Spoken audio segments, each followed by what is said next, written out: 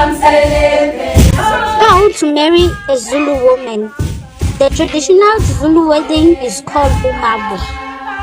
When a Zulu girl informs her father that she is ready to get married, her father arranges a ceremony to inform the public about her availability. Once the bride has found her prince, the negotiations for her cattle or lobola begin.